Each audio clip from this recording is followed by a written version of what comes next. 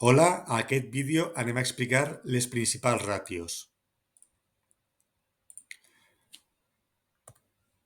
Les ràtios són una relació entre dos magnituds, simplement, com poden ser del balanç o del compte de pèrdues i guanys que ens serviran per obtenir conclusions en l'anàlisi financer.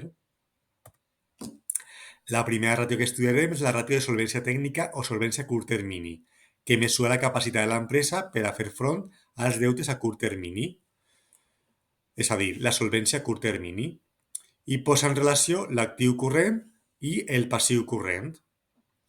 El valor òptim ha de ser de 1,5.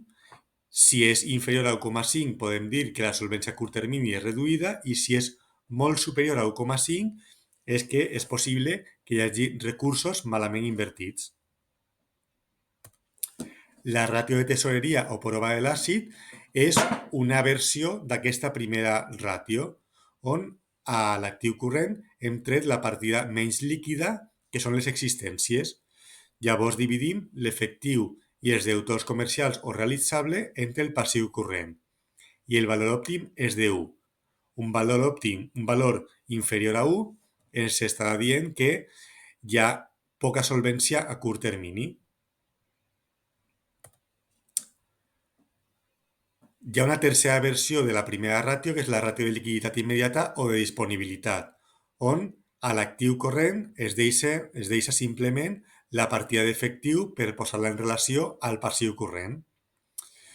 I el valor òptim és de 0,2-0,3. Un valor inferior a 0,2 significa que hi ha poc efectiu en relació als deutes a curt termini.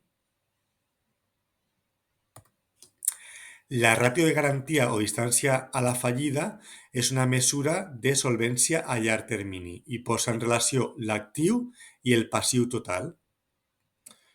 El valor òptim està entre 1,5 i 2,5. Si és inferior a 1,5 és un valor baix i quan més s'apropi al valor de 1, més prop estarà de la fallida. Per sota del valor 1 estarà l'empresa tècnicament en fallida, perquè l'actiu total serà inferior al passiu total, el que vol dir que amb tot l'actiu no se poden cancel·lar tots els deutes. La següent sèrie de ràtios són ràtios d'endeutament. La primera ràtio és la ràtio d'endeutament total, que mesura el passiu total entre els fons propis i té un valor òptim entre 0,5 i 1,25. Un valor inferior a 0,5 significarà que hi ha pocs deutes i un valor superior a 1,25 que hi ha un excés de deutes. La ràtio d'endeutament a llarg termini mesura o posa en relació el passiu no corrent o deutes a llarg termini entre els fons propis o patrimoni net i té un valor òptim de 0,5. I per últim, la ràtio d'endeutament a curt termini, que mesura l'endeutament a curt termini, relaciona el passiu corrent entre els fons propis o patrimoni net i té un valor òptim de 0,5, encara que quan més reduït sigui, millor per l'empresa.